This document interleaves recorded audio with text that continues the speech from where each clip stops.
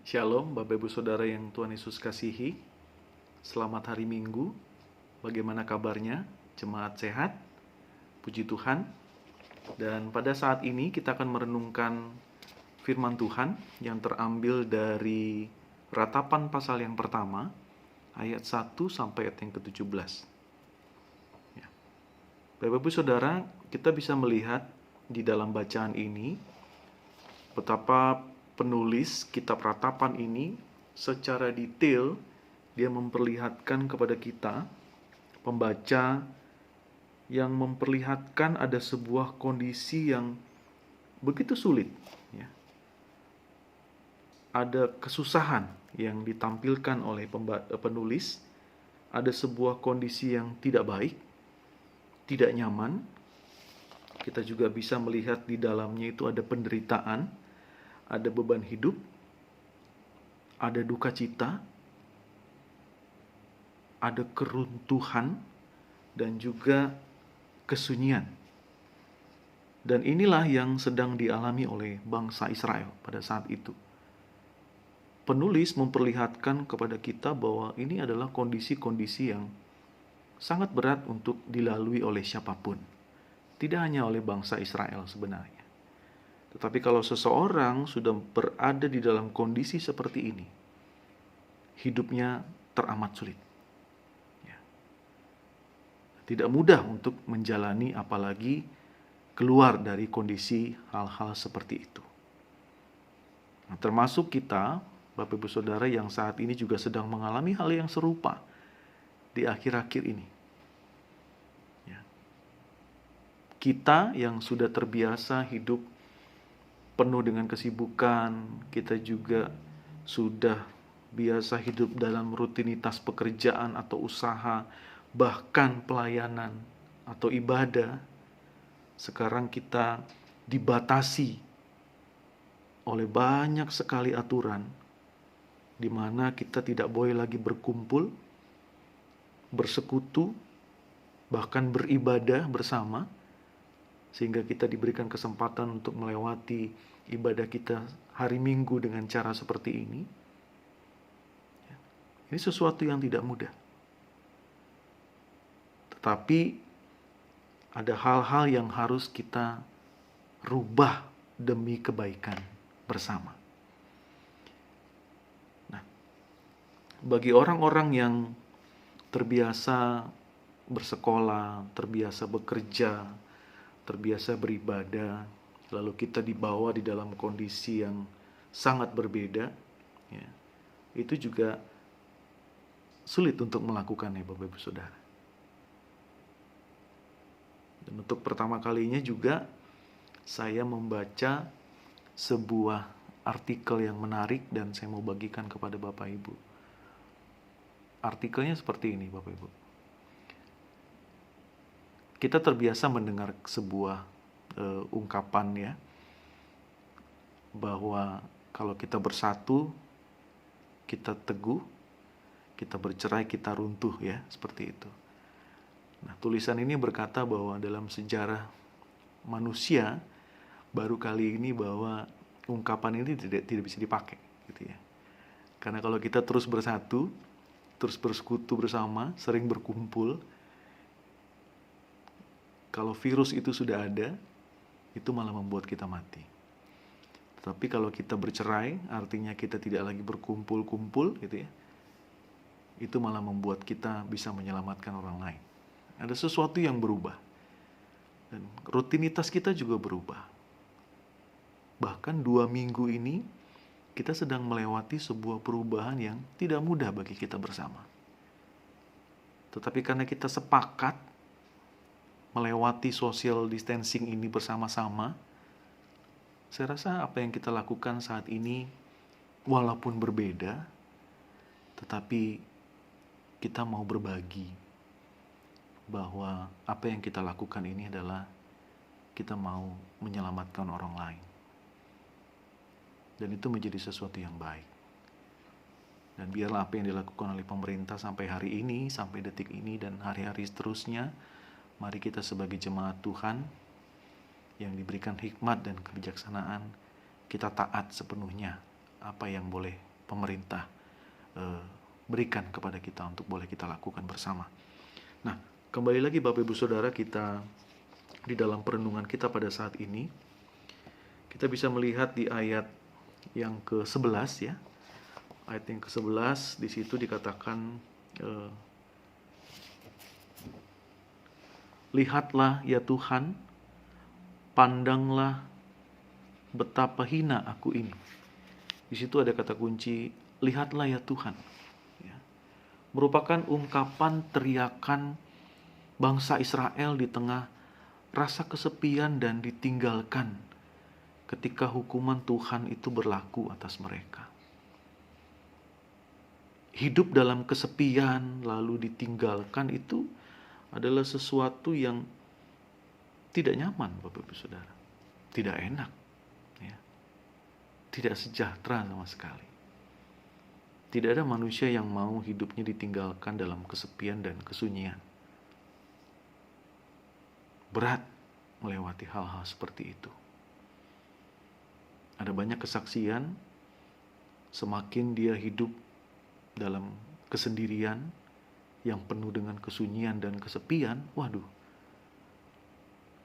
dia akan masuk di dalam level-level yang stresnya itu berlipat-lipat.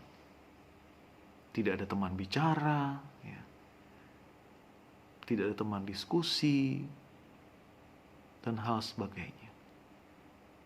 Bagi sebagian orang, mungkin hidup di dalam kesepian, keheningan itu sah-sah saja, senang-senang saja. Tetapi ada sebagian orang yang tidak bisa hidup di dalam keheningan, kesepian, kesunyian, tidak bisa. Nah, sebenarnya Bapak Ibu Saudara, kesunyian itu pada dasarnya adalah baik adanya. Jika di dalam kesunyian itu, ada catatan pentingnya ya, kesunyian itu baik adanya kalau di dalam kesunyian itu kita bisa merasakan adanya kedamaian dan ketenangan. Itu saja kuncinya. Nah, tetapi kondisi bangsa Israel justru berbeda, Bapak Ibu Saudara. Kesunyian yang mereka alami pada saat itu menjadi sesuatu yang negatif. Karena mereka memaknainya, kesunyian itu adalah sebuah keterasingan. Dan sebuah kondisi di mana mereka merasakan bahwa mereka ditinggalkan oleh Tuhan. Tuhan tidak lagi berpihak kepada mereka. Tuhan sudah nyata-nyata, sudah dengan jelas tidak lagi bersama dengan mereka. Tidak lagi melindungi mereka. Tidak lagi memberkati mereka. Sehingga mereka betul-betul merasakan bahwa kesunyian yang mereka alami itu adalah sesuatu yang negatif. Dan mereka menganggap itu adalah sebuah keterasingan. Ya. Tuhan udah cuek sama mereka. Nah, persoalannya adalah bangsa Israel ini tidak melihat secara jelas dan secara nyata. Mereka seharusnya mengevaluasi, mempertanyakan kenapa Tuhan meninggalkan mereka. Yang sudah jelas-jelas karena keberdosaan mereka, karena hidup mereka tidak pernah mau taat dan hidup benar di hadapan Tuhan. Sehingga mereka ditinggalkan oleh Tuhan. Tidak hanya sebagian orang, Bapak Ibu Saudara. Kalau kita baca lebih detail, di situ diperlihatkan kepada kita. Semua orang, tidak hanya raja, tidak hanya rakyat, ya, termasuk para imam. Kemegahan, ya, lalu juga keramaian yang dulu mereka alami, dirubah segala sesuatunya. Mereka dibuang, mereka diasingkan, mereka ditinggalkan. Tetapi mereka mengevaluasi diri mereka adalah di kondisi-kondisi yang negatif. tidak pernah mengevaluasi diri menjadi sesuatu yang positif. Mereka hanya merasakan bahwa Tuhan meninggalkan mereka. Tidak masuk di dalam sebuah pemahaman, oh, karena kami berdosa, makanya Tuhan tinggalkan.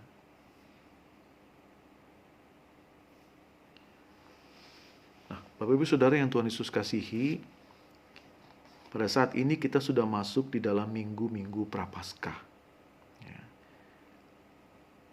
Saat ini minggu tanggal 29 Maret tahun 2020 adalah hari minggu kedua Prapaskah. Salib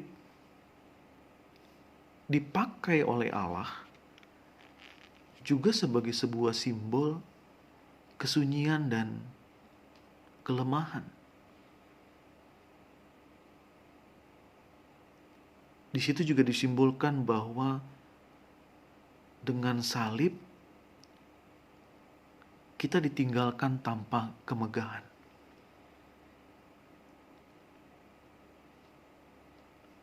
Salib juga melambangkan bahwa ada sesuatu yang memalukan. Pada saat itu dipakai menjadi simbol kekuatan karena Allah yang menyelamatkan kita.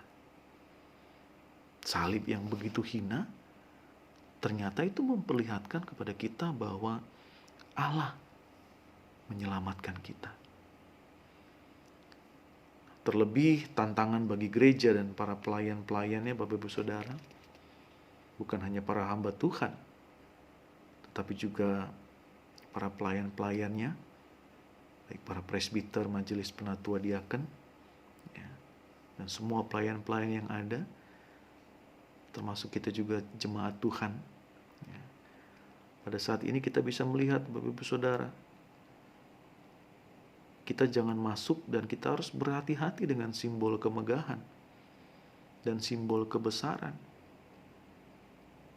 Kadang-kadang kita merasa bahwa karena pelayanan kita begitu hebat, gereja kita begitu megah, gereja kita begitu ramai, ya, ibadah kita juga selalu ramai. Tapi apakah kita merasa bahwa semuanya itu milik Tuhan? Dan itu bukan menjadi sebuah ukuran yang valid bahwa dengan keramaian itu, dengan kemegahan itu lalu Tuhan berkenan dengan apa yang kita lakukan.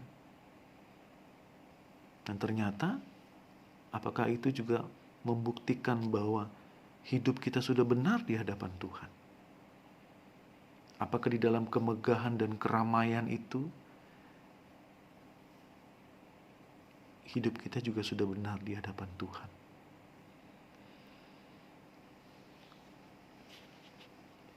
Kalau kita melihat, Bapak Ibu Saudara, ada banyak-banyak simbol yang boleh kita pakai di dalam setiap peribadahan kita. Mari mulai saat ini kita mengevaluasi. Kita juga boleh belajar banyak hal. Khususnya hal-hal yang positif, ya. Apa yang boleh kita lakukan sampai pada hari ini. Dan saat ini kita berada pada kondisi yang sangat berbeda. Kita dibawa di dalam keheningan. Kita dibawa dalam kesunyian. Kita diletakkan dengan cara peribadahan yang berbeda.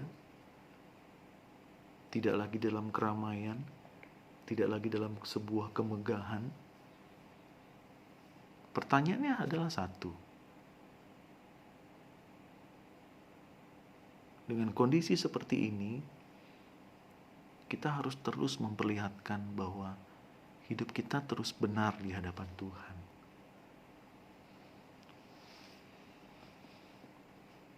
Seperti apa yang boleh kita renungkan tadi di awal, Bapak Ibu Saudara, di minggu-minggu Prapaskah ini, kita hendak diajak untuk boleh kita mengedepankan kehidupan yang berkenan kepada Tuhan. Walaupun dengan cara yang berbeda. Tapi kita sebagai anak-anak Tuhan terus memperlihatkan bahwa kita adalah orang-orang yang mau hidup terus berkenan di hadapan Tuhan. Dengan kondisi yang seperti apapun, dalam sebuah keheningan, dalam sebuah kesunyian, bahkan kesepian, ya, karena kita dibatasi oleh aturan, kita tidak boleh dulu bersekutu bersama, kita juga tidak boleh bertemu dengan siapapun dulu sampai waktu yang ditentukan. Kita masih boleh terus saling mendukung di dalam doa. Kita boleh terus bersekutu bersama, walaupun hanya di dalam doa.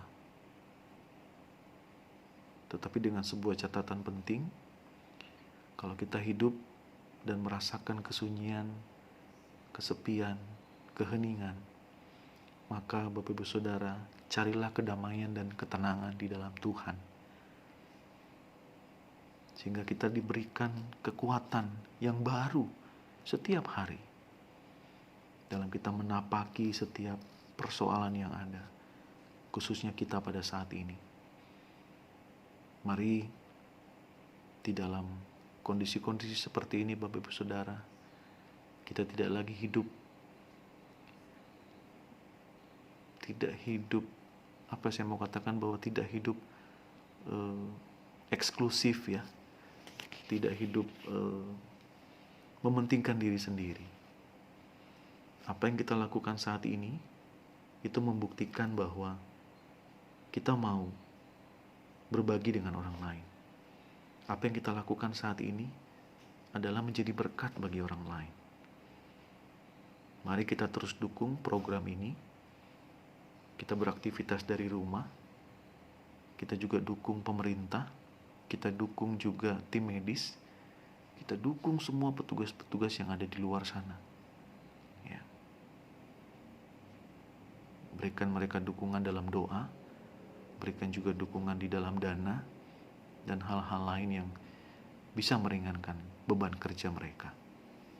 Sekali lagi Bapak Ibu Saudara, di dalam minggu-minggu Prapaskah ini, mari kita hidup selalu berkenan di hadapan Tuhan, dan kita berharap bahwa segala sesuatu ini boleh berlalu dan kita hidup kembali seperti dulu. Kita boleh bersekutu bersama di dalam rumah ibadah dan kita akan melakukan ibadah-ibadah seperti biasa. Terima kasih Bapak Ibu Saudara. Mari kita terus dukung di dalam doa. Tuhan Yesus memberkati. Selamat hari Minggu. Amin.